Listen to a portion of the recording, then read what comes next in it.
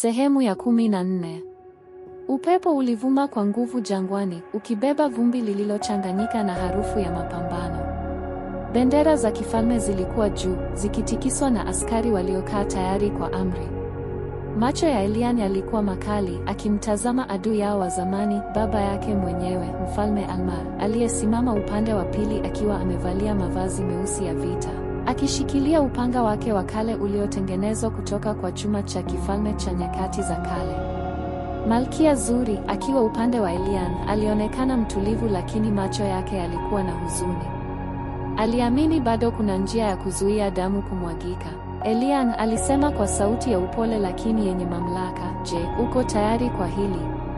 Elian alitazama mbali, kisha akasema kwa sauti thabiti, "Sitaki kupigana na baba yangu, lakini sitakubali uovu wake uendelee kutawala. Ikiwa ni lazima, basi nitapigana kwa ajili ya haki na watu wetu."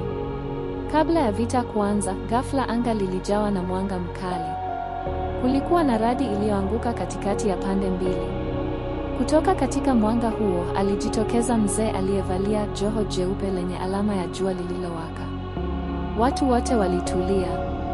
"Simameni," aliamuru mzee huyo, sauti yake ikiwa na nguvu ya kutetemesha ardhi. Elian alimtazama kwa mshangao. "Ni nani huyu?" Mzee huyo alisema, "Mimi ni Azra, mlinzi wa Agano la Kale.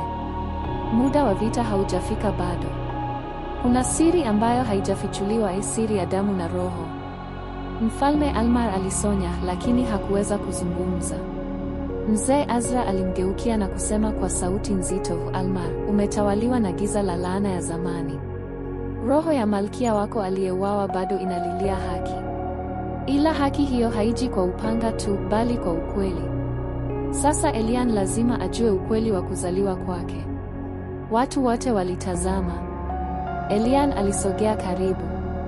"Ukweli upi?" Azra aliuliza. Azra alimkaribia na kumshika mkono. "Elian, wewe si mtoto wa Almar tu, bali ni wa ukoo wa mwisho wa wachunguzi wa mwanga. Ndani yako kuna nguvu ambayo haijawahi kuamka. Nguvu hiyo itafungua milango ya ushindi, si kwa vita, bali kwa mabadiliko ya kweli." Je, nini kitajiri baadaye? Usikose kufuatilia sehemu ya 15.